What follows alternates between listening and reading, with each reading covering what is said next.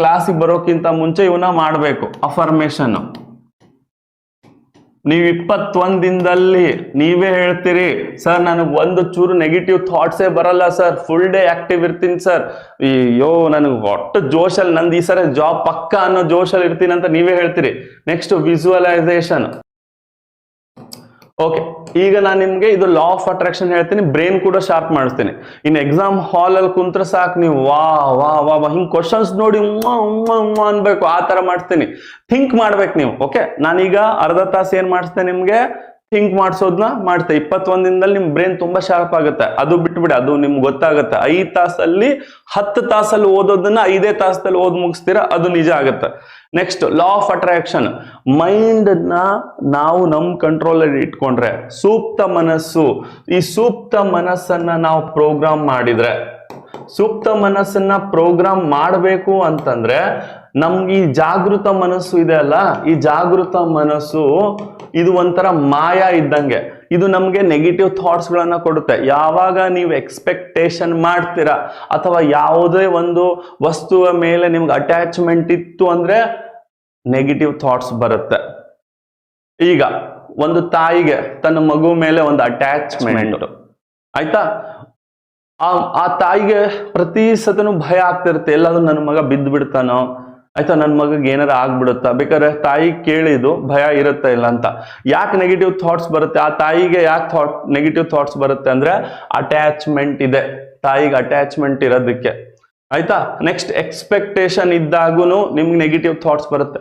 ನಾನು ಜಾಬ್ ಮಾಡ್ಕೋಬೇಕು, government job ಆಗ್ಬೇಕು ಅಂದ್ರೆ ಎಕ್ಸ್ಪೆಕ್ಟೇಷನ್ ಇರುತ್ತೆ, ಅವಾಗೂ ನೆಗೆಟಿವ್ ಥಾಟ್ಸ್ ಬರುತ್ತೆ. ಸೊ ಈ ಜಾಗೃತ ಮನಸ್ಸು ಏನಿದೆ ನಿಮ್ಮನ್ನ ಒಂಥರ ಮಾಯಾದೊಳಗೆ ಸಿಕ್ಕಾಕ್ಸಿದೆ.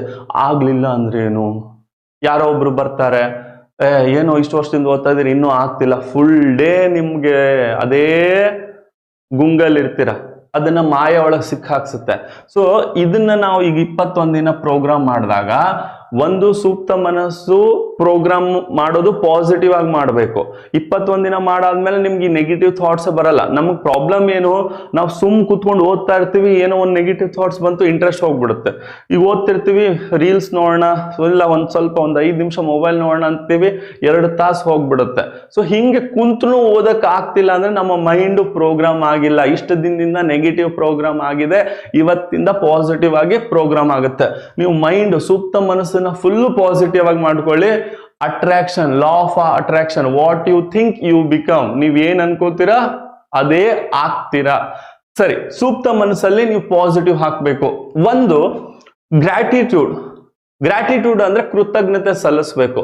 ಬೆಳಗ್ಗೆ ಎದ್ದೇಳ್ತೀರಾ ನೋಡಿ, ಈಗ 6 ಗಂಟೆಗೆ ನನ್ನ ಕ್ಲಾಸ್ ಇರತ್ತಾ, ನೀವು 5 ಗಂಟೆಗೆ ಮಾಡ್ರಿ, ಪರವಾಗಿಲ್ಲ. 21 ದಿನ ಮಾಡ್ರಿ, ಏನಿಲ್ಲ ರೀ.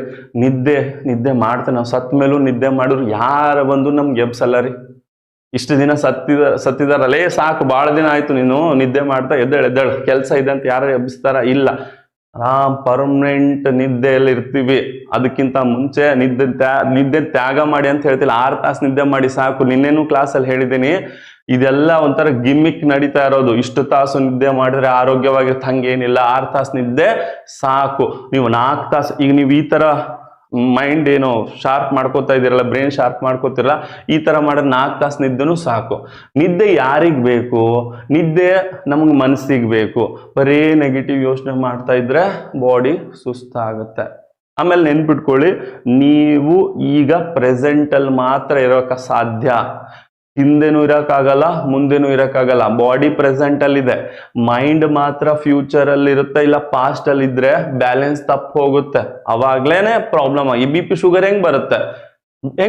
ನೀವು ಪ್ರೆಸೆಂಟ್ ಅಲ್ಲಿ ಇದ್ದೀರಿ, ಯೋಚನೆ ಮಾಡ್ತಿರೋದು ಫ್ಯೂಚರ್ ಬಗ್ಗೆ, ಅಥವಾ ಯೋಚನೆ ಮಾಡ್ತಿರೋದು ಪಾಸ್ಟ್ ಬಗ್ಗೆ, ಪ್ರೆಸೆಂಟ್ ಅಲ್ಲಿ ಇಲ್ಲೇ ಇಲ್ಲ. ಸೊ ಅದಕ್ಕೆ ನಿಮ್ಗೆ BP ಶುಗರ್ ಬರುತ್ತೆ. ಇವ್ ಯಾವ ಬೇರೆ ಪ್ರಾಣಿ ಪಕ್ಷಿಗಳಿಗೆ BP ಶುಗರ್ ಬರಲ್ಲ. ಯಾಕೆ? ಅವು ಪ್ರೆಸೆಂಟ್ ಅಲ್ಲೇ ಇರುತ್ತೆ, ಈ ಕ್ಷಣದ ಬಗ್ಗೆ ಮಾತ್ರದಲ್ಲಿ ಜೀವಿಸ್ತಾ ಇರುತ್ತೆ. ಯೋಚನೆ ಮಾಡ್ತಿರಲ್ಲ, ಅವು ಈ ಪ್ರೆಸೆಂಟ್ ಅಲ್ಲಿ ಇರುತ್ತೆ. ಸೊ ನೀವು ಆ ತರ ಪ್ರೆಸೆಂಟ್ ಅಲ್ಲಿ ಇರಬೇಕು, ಆ ತರ ಆಗತ್ತೆ.